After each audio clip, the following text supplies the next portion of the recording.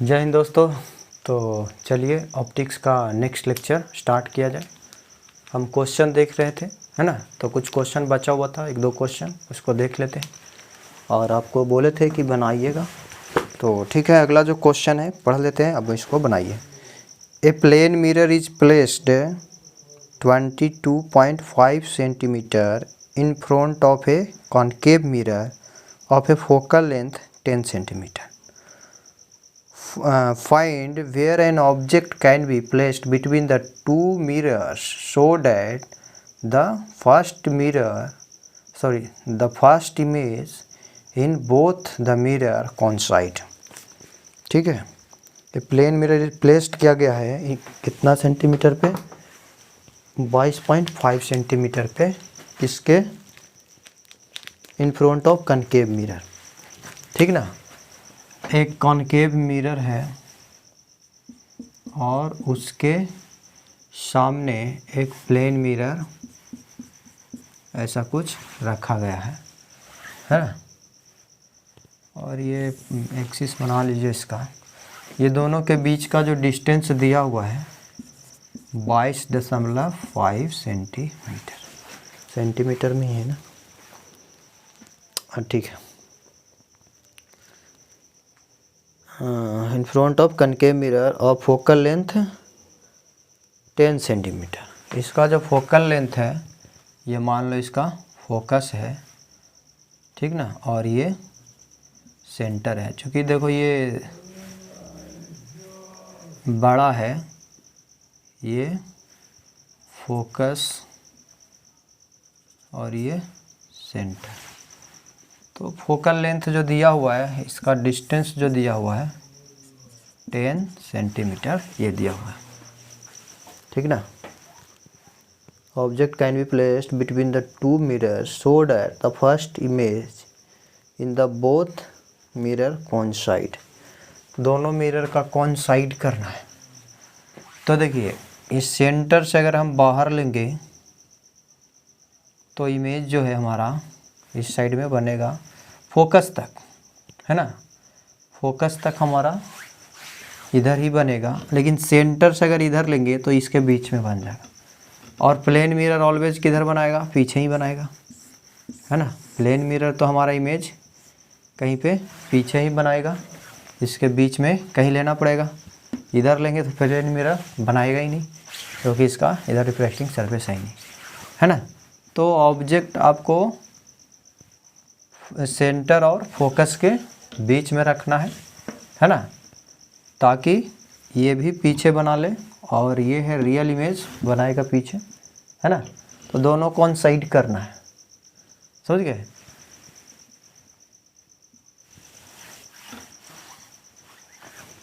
ठीक है। यहाँ पे हम कहीं पे ऑब्जेक्ट ले लेते हैं और इसका इमेज समथिंग पीछे बन गया, और इसके द्वारा भी पीछे यहीं पे बना। एक ही पोजीशन पर बने, कोइंसाइड करने का मतलब यही है, समझ गए। ये इसी पे बनेगा और ये इसी पे बनेगा। क्लियर है। तो अब देखिए, ये हमको इसका पोजीशन निकालना है। किसी से भी इससे बता दीजिए, इससे बता दीजिए, दोनों में से किसी से बता दीजिए, ठीक है। तो यहाँ हमारा चीज़ें दिया हुआ है, उसको हम इस्तेमाल करते हैं। ये 10 सेंटीमीटर, तो सेंटर हमारा कितना हो जाएगा, 20 सेंटीमीटर हो जाएगा, है ना। अभी सिंपली हम लेंथ की बात कर रहे हैं, और जिस मिरर का हम इस्तेमाल करेंगे उसके अनुसार से साइन कन्वेंशन भी इस्तेमाल करेंगे। ये सपोज करो कि एक्स डिस्टेंस मान ले, क्या मान सकते हैं, नहीं तो ये एक्स मान लो। कोई भी एक तो मानना पड़ेगा ना, तभी हमको ये निकलेगा। या यू मान सकते हैं, तो इसी को हम एक्स मान ले रहे हैं। तो ये कितना हो जाएगा, ये वाला लेंथ, ये टोटल हमारा 22.5, तो ये हो जाएगा 22.5 माइनस एक्स, इतना घटा लेंगे 22, तो ये डिस्टेंस हमको, तो ये जितना दूरी पे है ये भी इतना ही दूरी पे होगा। ये दूरी जो है, क्योंकि प्लेन मिरर सेम डिस्टेंस पे बनाता है। ये भी हो जाएगा 20 माइनस एक्स। क्लियर है? अब हमारा सारा चीज़, तो ये इमेज जो है यहाँ से कितना दूरी पे हो जाएगा कनकेव से, ये इतना प्लस इतना, यानी 22.5 प्लस 22.5 माइनस एक्स, ये जुट जाएगा तो कितना हो जाएगा 44, 45 माइनस एक्स हो गया। हम इसको इसीलिए निकाले हैं कि इसका फॉर्मूला यूज करेंगे, है ना, मिरर फार्मूला, और मिरर फार्मूला का इस्तेमाल करके हम आराम से काम कर लेंगे। ठीक है? ऑब्जेक्ट डिस्टेंस मालूम है, इमेज डिस्टेंस मालूम है, तो we can easily get x, है ना। अब यहाँ पे देखिए u जो हमारा हो गया, u कितना है माइनस एक्स हो जाएगा। इसके अनुसार से रेफरेंस देखिए, इधर से लाइट इधर ही जाएगा और इधर पॉजिटिव हो जाएगा पोल से, है ना। इसके अनुसार से इधर पॉजिटिव और इधर नेगेटिव, इसके अनुसार से इधर, क्योंकि इस पे लाइट ऐसे पड़ेगा तो इधर पॉजिटिव ये पोल होता तो, और इधर नेगेटिव, तो दोनों का अपना ध्यान देना है साइन कन्वेंशन, समझ गए ना। इसके अनुसार से हम यहाँ से ऑब्जर्वर देख रहे हो पोल से, तो लाइट इंसिडेंट होगा, इधर क्योर होगा, है ना, तो पोल से इधर पॉजिटिव इधर नहीं, तो ये भी हमारा जो हो गया ये 45 माइनस एक्स, है ना, माइनस के साथ क्योंकि निगेटिव है। ठीक है, तो अब हम इधर ये सेंटीमीटर हम लास्ट में रख देंगे, आप अंडरस्टूड करिए इसको। अब हम साइन कन्वेंशन यूज करके मिरर फार्मूला में वैल्यूज पुट कर देते हैं। 1/u प्लस 1/v बराबर 1/f होता है। u का value minus x plus v का वैल्यू जो है minus 45 minus x equal to, ये फोकल लेंथ भी दिया हुआ है 10 सेंटीमीटर, एफ बराबर -10, क्योंकि ये भी तो अपोजिट ही है ना, तो -10 लिख ले रहे हैं। लास्ट में सेंटीमीटर में आ जाएगा, वो कर लेंगे, है ना। तो माइनस सभी में माइनस माइनस हटा ही देते हैं, तो ये 1/x, तो ऊपर हो गया 45 माइनस एक्स, और इधर हो गया कितना,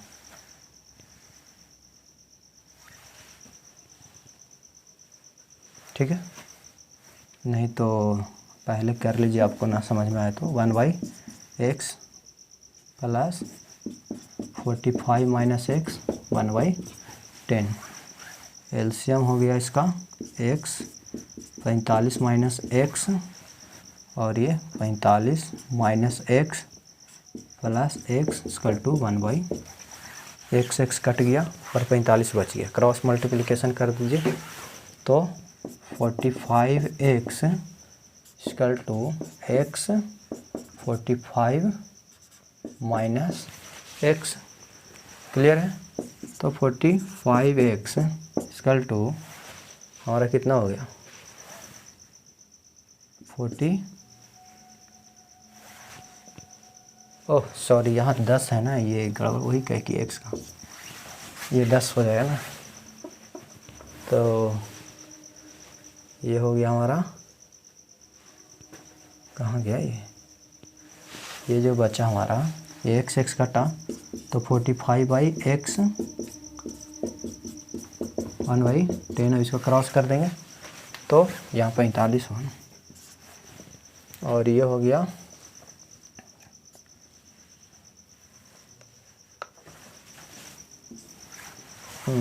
45x माइनस एक्स स्क्वायर, इधर ले आइए, x square minus 45x plus equal to 0, ठीक है। तो यहाँ से आप इसका x का वैल्यू निकाल सकते हैं, कितना कितना हो जाएगा, ये 30 और 15 कर लीजिए, 30 गुना 15 अगर करते हैं तो 15 कितना हो गया, 5 या 15 0.5, हाँ यही हो जाएगा, x square minus 30x minus 15x 0, यहाँ से x कॉमन लीजिएगा, x माइनस 30 और यहाँ से 15 कॉमन लीजिएगा, x माइनस 30 आएगा। तो ये क्या हो गया, x माइनस 30 और x minus 15 equal to 0। x बराबर हमारा 30 भी है या 15 भी है। 15 वैलिड नहीं होगा, है ना, 15, ये 30 वैलिड होगा या 15 वैलिड होगा, दोनों में से आप बता सकते हैं। देखिए इसके बीच में रहना है, 20 से बाहर जब हो जाएगा, 30 जब हो जाएगा इससे बाहर आ जाएगा, तो 30 वैलिड नहीं होगा। x does not equal to 30, so x equal to 15, ठीक ना। अब ये इसको वाइड किए, क्योंकि अगर ये 30 आता है तो ये सेंटर से बाहर आ जाएगा, है ना, फिर इसका इमेज इस साइड बनता ही नहीं, है ना, सेंटर से बाहर आ जाता। इस साइड में तो बनता, ऐसा नहीं, इधर कहाँ से बनता, फिर ये अगर सेंटर से इधर होगा तो सेंटर और फोकस के बीच बनता है, तो इधर आता ही नहीं, ठीक है। तो इस चलते 30 और 15 देखिए इसके बीच में ही होगा, ये 20 हो गया और ये 10 यानी इसके बीच में ही आएगा। तो इस तरीके से ये क्वेश्चन क्लियर हो गया। निकालना क्या था इसमें, फाइंड द हाँ place between the two mirror so that the first image, हाँ कहाँ पे रखेंगे, तो कनकेव मिरर से 15 सेंटीमीटर के दूरी पे। अगर प्लेन मिरर से कहेगा तो इतना से घटा लीजिए, है ना, और जो भी आएगा वही 7.5 समथिंग, है ना। तो दोनों में से हम बता सकते हैं।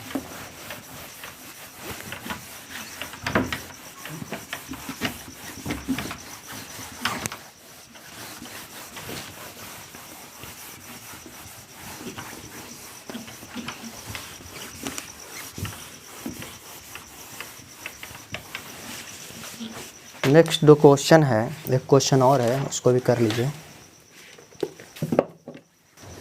An object is placed in front of a concave mirror at a distance of 50 centimeter. A plane mirror is introduced covering the lower half of the convex mirror. If the distance between the object and the plane mirror is 30 centimeter, it is found that there is no paraxial between image formed by the two mirror. What is the radius of curvature of the concave mirror?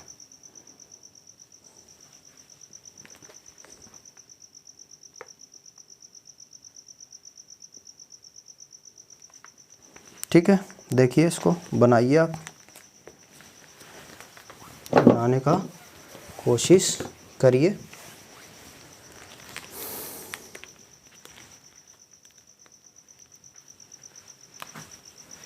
एक convex mirror है या concave है, convex है शायद, हाँ,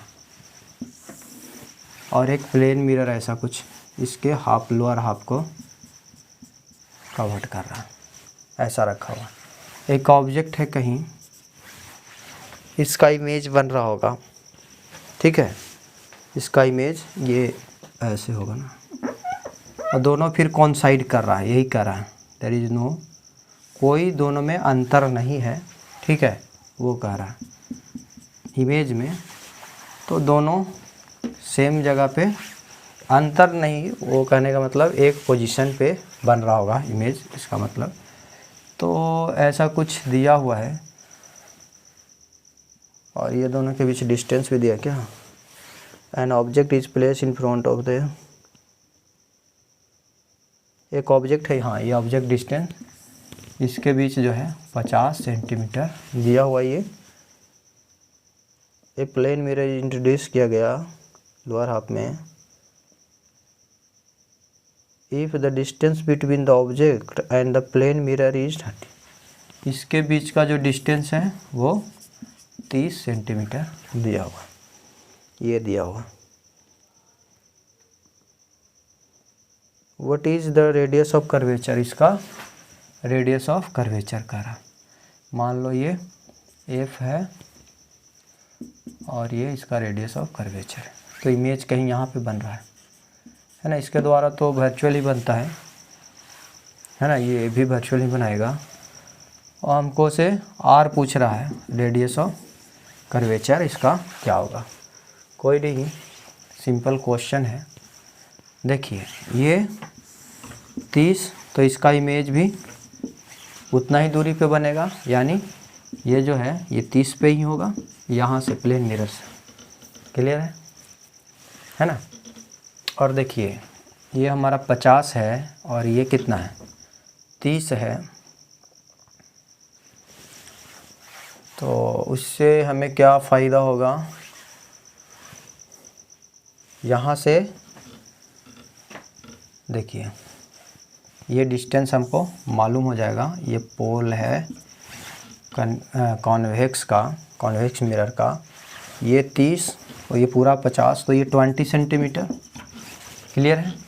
अब ये पूरा 30 है और इतना 20 है, तो ये कितना हो जाएगा, ये डिस्टेंस हमारा पोल से 10 सेंटीमीटर। क्लियर है। तो कॉन्वेक्स में आइए, देखिए ये प्लेन मिरर सिर्फ यही दिया हुआ था कि इमेज डिस्टेंस निकाल लीजिए बाई कॉन्वेक्स लेंस, तो वो 10 सेंटीमीटर हमको आ गया। रे जब भी पड़ेगा ऐसे पड़ेगा तो इधर वाला पॉजिटिव होगा, है ना।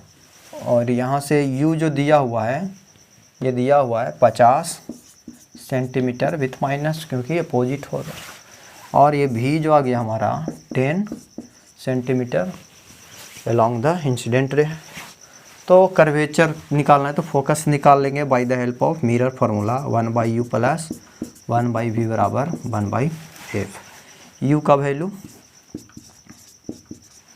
v का वैल्यू 10 और 1/, यहाँ से 50 और ये हो जाएगा -1 और ये हो जाएगा 5। क्लियर है। तो ये 4/15 = 1/f। तो f बराबर हो गया, ये सेंटीमीटर है, 50 सेंटीमीटर बाई 4, काटेगा क्या 25/2 यानी 12.5 सेंटीमीटर, है ना। तो ये क्लियर हो गया। आगे हमारा फोकल, हाँ ये हमारा आया फोकस। तो कर्वेचर r बराबर क्या हो जाएगा 2f, f हमारा 12 पॉइंट यानी कि ये 25 सेंटीमीटर हो जाएगा, है ना। गुना कर देंगे ना 2 से। क्लियर है। कर्वेचर हमको मिल जाएगा, वेरी इजी। NIT का क्वेश्चन है ये।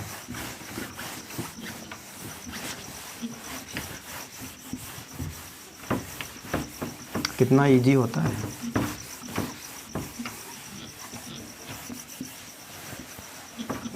तो ये क्वेश्चन हो गया लगभग हमारा समाप्त। अब हम पढ़ेंगे रिफ्रैक्शन ऑफ लाइट या रिफ्रैक्शन ऑफ रे।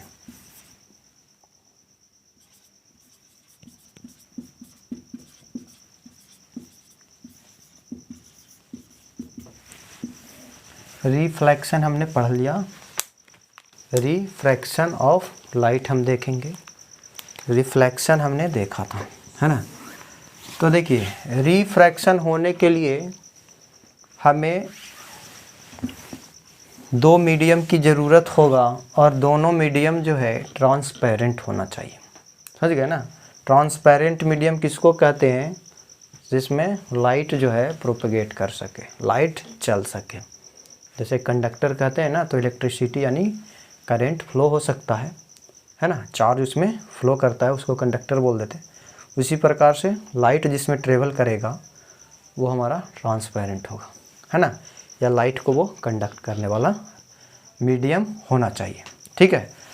तो अगर कोई बाउंड्री जो कि 2 मीडियम को डिवाइड करता है और वो दोनों मीडियम ट्रांसपेरेंट हो और उस पर कोई रे ऑफ लाइट या बीम ऑफ लाइट इंसिडेंट हो रहा है, ठीक ना, बीम ऑफ लाइट इंसिडेंट हो रहा है, तो उसका कुछ पार्ट जो है ये ट्रांसपेरेंट, ये बाउंड्री है, समझ गए ना। ये हमारा बाउंड्री है, ठीक ना, ट्रांसपेरेंट बाउंड्री है।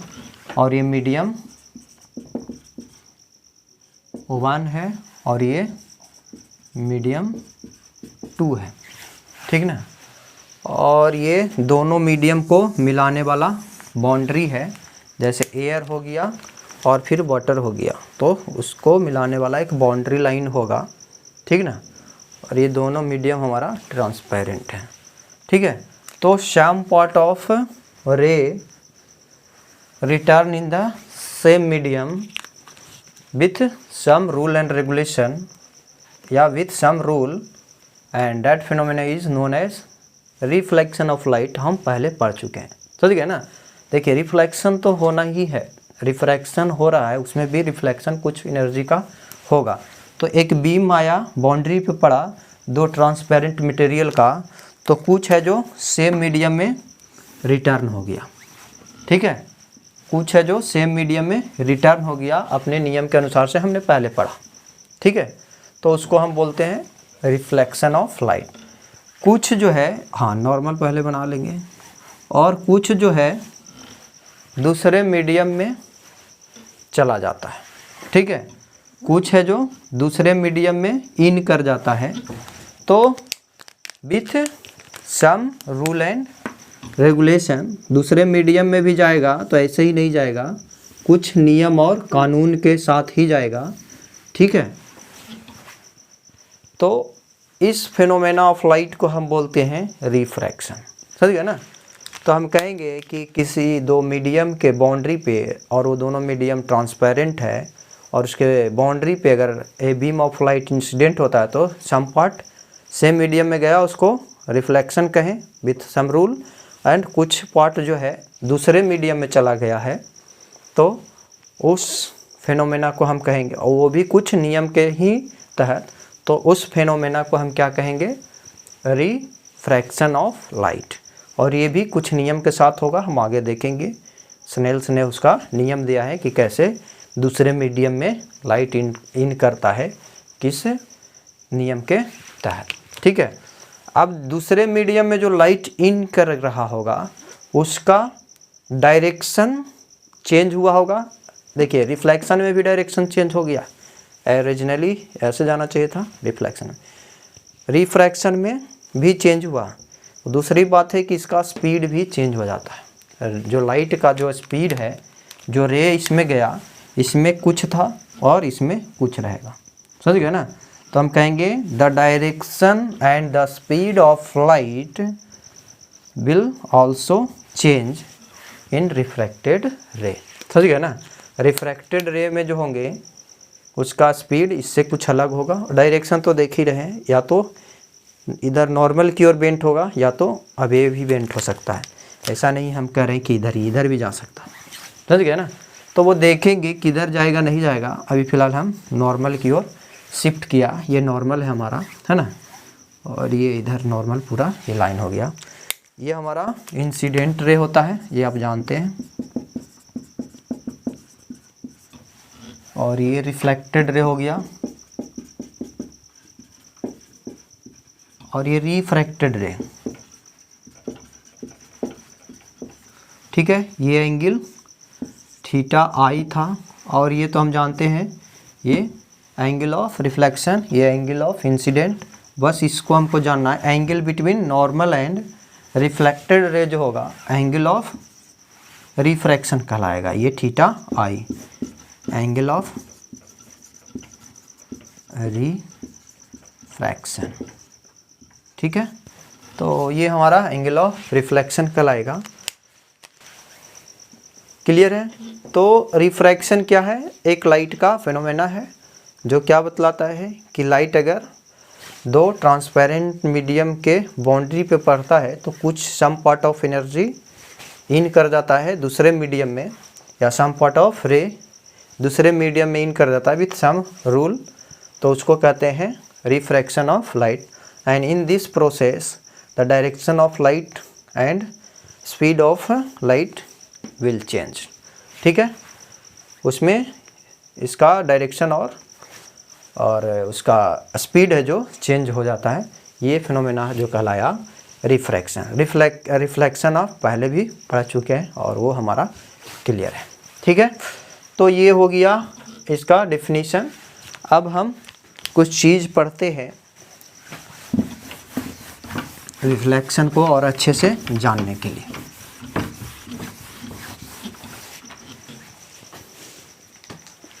देखिए लाइट जो है हमारा वो क्या है, इलेक्ट्रोमैग्नेटिक वेव है। लाइट हमारा क्या है, ईएम वेव है ना। और वो ट्रेवल जो करता है, अगर हम लाइट का स्पीड कहें c, तो इसका एक फार्मूला है, वेलोसिटी ऑफ लाइट कहें, ऑफ लाइट या ईएम वेव, ठीक ना, लाइट या EM wave, because light is also EM wave, हम पहले डिस्कस किए हैं। तो velocity of light in any medium, और वो जो होता है अगर v हम माने तो v बराबर जो होता है 1/f(psi)/μ, ठीक है। और f(psi) क्या है, ये हो गया पर, क्या हो गया अपना परमिटिविटी होता है ना। और ये परमेबिलिटी ऑफ मीडियम, ये परमिटिविटी ऑफ मीडियम, और ये पर मैग्नेटिक परमेबिलिटी ऑफ मीडियम, और ये इलेक्ट्रिक परमिटिविटी ऑफ मीडियम। जिस मीडियम में हम स्पीड मान रहे होंगे उसका परमिटिविटी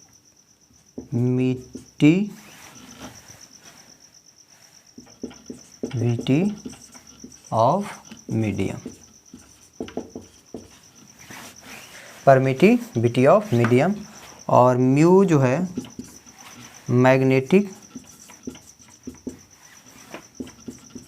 परमेबिलिटी ऑफ मीडियम, ठीक है। और ये आप मैग्नेटिज्म में देखेंगे या वेव जब पढ़ रहे होंगे, है ना, तो उसमें हम इसका डिस्कशन किया गया होगा। यहाँ पे सिंपली आप फार्मूला याद रखिए, f(psi) क्या हो गया, ये f(psi) है, परमिटिविटी ऑफ मीडियम, और परमेबिलिटी ऑफ मीडियम μ0 हो गया। क्लियर है। तो अगर किसी भी मीडियम का ये दोनों दिया हुआ रहेगा तो हम we can easily get the speed of EM wave या light in that particular medium, ठीक है। तो अगर वैक्यूम की बात करें और उसको जनरली सी से, इस v को हम सी से रिप्रेजेंट फिर करते हैं। अगर हमको लाइट का स्पीड वैक्यूम में पूछा जाए, वैक्यूम यानी कोई चीज़ वहाँ नहीं है, वहाँ अगर पूछा जाए तो हम कहेंगे कि स्पीड को हम सी से फिर रिप्रेजेंट कर देते हैं, स्पीड ऑफ लाइट को, और वो जो होता है 1/√f(psi)0 इंटू μ0। और ये हो गया इलेक्ट्रिक परमिटिविटी ऑफ वैक्यूम, और ये मैग्नेटिक परमेबिलिटी ऑफ वैक्यूम, ठीक है। तो ये दोनों जस्ट आप ये वैक्यूम के लिए है, और इसका जो प्रोडक्ट आता है वो एक फिक्स वैल्यू आता है, और ये होता है 3 × 10⁸ मीटर पर सेकंड, समझ गए।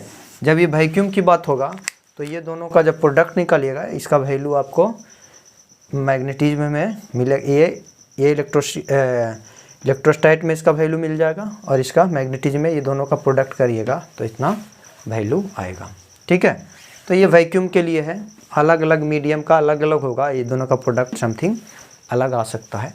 तो इस चलते स्पीड ऑफ लाइट जो है वेरी करता है मीडियम टू मीडियम। क्लियर है। तो ये हो गया, ये आपको समझना चाहिए, ठीक है।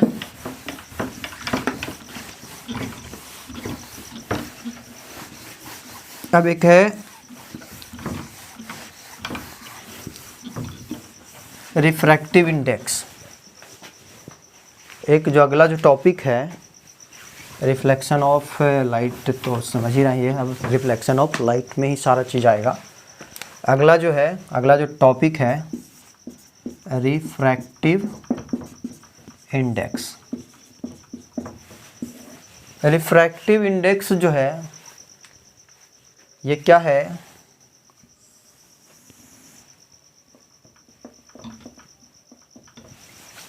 It is the ratio of speed of light in any medium and divided by, sorry ये जो हो गया ये रेशियो है, समझ गया ना, स्पीड ऑफ लाइट का वैक्यूम में और स्पीड ऑफ लाइट का किसी मीडियम में, समझ गया ना। तो अगर हम रिफ्रैक्टिव इंडेक्स को n से रिप्रेजेंट करें, ये n से जनरली या न्यू से भी होता है, ठीक है, हम n से करते हैं, तो ये जो होता है speed of light in vacuum and speed of light in any medium, ठीक है। तो ये एक रेशियो है और रेशियो दोनों सेम फिजिकल क्वांटिटी का लग रहा है, स्पीड का लग रहा है, तो ये यूनिटलेस रेशियो होगा, ठीक है। और यूनिटलेस रेशियो होगा और इसका वैल्यू किसी पर्टिकुलर मीडियम के लिए एक से ज़्यादा ही होगा, है ना, क्योंकि स्पीड ऑफ लाइट जो है वैक्यूम में सबसे ज़्यादा होता है, उससे ज़्यादा क्या है स्पीड ऑफ लाइट कभी होता नहीं है। तो हम कह सकते हैं the refractive index will be equal और ग्रेटर देन 1। इक्वल कब रहेगा, जब वैक्यूम में ही रहेगा, तो वैक्यूम का वैक्यूम से करेंगे 1 आ जाएगा, और अगर वैक्यूम से अलग कुछ रह गया, ठीक ना, तो ये समथिंग लेस देन वैक्यूम हो जाएगा और that will be greater than 1, ठीक है। तो रिफ्रैक्टिव इंडेक्स का देखिएगा, ये कभी कभी ऑब्जेक्टिव ऐसा भी होता है 12th के लिए कि आपको दे देता है लेस देन 1, तो वो वैल्यू गलत होता होगा और वो हम आंसर में नहीं मारेंगे, ठीक है। तो यहाँ से जो हो गया हमारा इसका वैल्यूज रख देंगे। स्पीड ऑफ लाइट को हमने देखा था वैक्यूम में क्या आता था 1/μ0 या एप्साई नोट इंटू म्यू नोट, और वैक्यूम में 1/ε/μ, और ये जो हो गया रिवर्स हो जाएगा तो ऊपर चला जाएगा ε/μ डिवाइडेड बाई ε0। ये हमने देख रखा है speed of light in vacuum in the term of permittivity and permeability, ठीक है। तो ये दोनों के टर्म में हमने देखा था, ये दोनों के टर्म में हम रिफ्रैक्टिव इंडेक्स का फॉर्मूला हम देख चुके, ठीक है।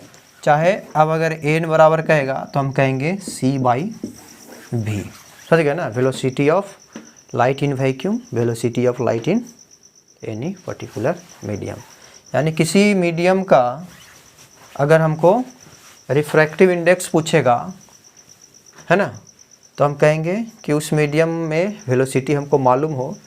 जैसे अगर सपोज करो कि अगर कहेगा कि आप एक मीडियम का आप रिफ्रैक्टिव इंडेक्स बताइए जिसका वेलोसिटी है उस मीडियम में लाइट का वो है 3 × 10⁸ मीटर पर सेकंड, तो हम कहेंगे n बराबर c/v हम जानते हैं, और c का वैल्यू होता है 3 × 10⁸ मीटर पर सेकंड, और v का वैल्यू जो हो गया 2 × 10⁸ मीटर पर सेकंड कटेगा, ये हो जाएगा 3/2 यानी 1.5। क्लियर है। तो इस तरीके से हम किसी भी मीडियम का रिफ्रैक्टिव इंडेक्स निकाल सकते हैं, बशर्ते कि उसका स्पीड निकालने के लिए भी कभी कभी रिफ्रैक्टिव इंडेक्स का अगर आपको दे रखा होगा कि the refractive index of any medium is 2, then find the speed of light in that medium, तो हम कहेंगे n बराबर हम जानते हैं c/v, where c is velocity of light in vacuum, है ना, and that is constant and that is 3 × 10⁸ metre per second. तो यहाँ से v बराबर जो हो जाएगा c/n, c का value 3 × 10⁸ metre per second and n is 2 and we can put the value, यहाँ से हो गया 1.5 × 10⁸ मीटर पर सेकंड। तो दोनों आप इजीली निकाल सकते हैं। क्लियर है। तो ये हमारा रिफ्रैक्टिव इंडेक्स हो गया। एक रिलेटिव रिफ्रैक्टिव इंडेक्स होता है, ये absolute reflective index of medium हुआ, किसी भी मीडियम का एब्सोल्यूट होगा। दोनों का अगर वेलोसिटी दिया हुआ रहेगा तो अगर वेलोसिटी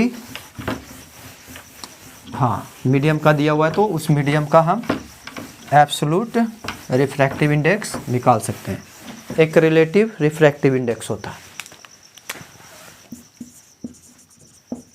रिलेटिव रिफ्रैक्टिव इंडेक्स, ठीक है। इसको जो भी है 1 के 2 के द्वारा ऐसा कुछ है ना, एन ही यूज करेंगे। लेकिन सपोज करो कि एक मीडियम है N1 है और उसका रिफ्रैक्टिव इंडेक्स 1.5 है, एक मीडियम N2 है और उसका 2 है। तो रिलेटिव जो होता है किसी मीडियम से उसको रिलेट करते हैं, जैसे कहते हैं ना कि उसका लंबाई उससे ज़्यादा है, तो किसी से हम रिलेट कर रहे हैं, ठीक है ना। तो इसमें किसी मीडियम का रिफ्रैक्टिव इंडेक्स दूसरे मीडियम से रिलेट किया जाता है। जैसे आपको कहा जाएगा कि रिफ्रैक्टिव इंडेक्स 1 का निकालिए 2 के रिलेटिव में विथ रिस्पेक्ट टू 2। इसमें हम कहेंगे रिफ्रैक्टिव इंडेक्स 1 का 2 के तुलना में, तो कहेंगे कि refractive index of 1 with respect to 2, ये फार्मूला है, ठीक है। और इसका वैल्यू अगर इसका दिया हुआ रहेगा दोनों का, तो हम वैल्यूज n का कितना, N1 का 1.5 और ये 2, तो ये कितना हो गया 20 यानी 3/4। तो रिलेटिव रिफ्रैक्टिव इंडेक्स से लेस देन 1 हो सकता है, आप देख सकते हैं, है ना। रिलेटिव हो सकता है लेकिन एब्सोल्यूट नहीं होगा, क्लियर है। तो अब कहेगा कि 2 का निकालिए 1 के रिस्पेक्ट में, इसको बोलने का तरीका refractive index of 2 with respect to 1। तो जिसका कहेगा वो ऊपर और जिससे कहेगा वो नीचे, और फाइनली हमारा 2/1.5 यानी 4/3 आएगा, ठीक है। तो इस तरीके से रिलेटिव रिफ्लेक्टिव इंडेक्स हम निकाल सकते हैं, क्लियर है। और रिलेटिव जो है एक दूसरे से रिलेट करके किसी के सापेक्ष किसी का रिफ्रैक्टिव इंडेक्स निकालना ही रिलेटिव रिफ्रैक्टिव इंडेक्स कहा जाता है, क्लियर है। तो ये हुआ रिफ्रैक्टिव इंडेक्स के बारे में। बाकी के नेक्स्ट लेक्चर में हम देखेंगे, ठीक है, नहीं तो ये ज़्यादा लंबा वीडियो हो जाएगा। तो ठीक है, आगे हम नेक्स्ट लेक्चर में कवर करेंगे। तो धन्यवाद, अगले वीडियो में मिलते हैं, ठीक है।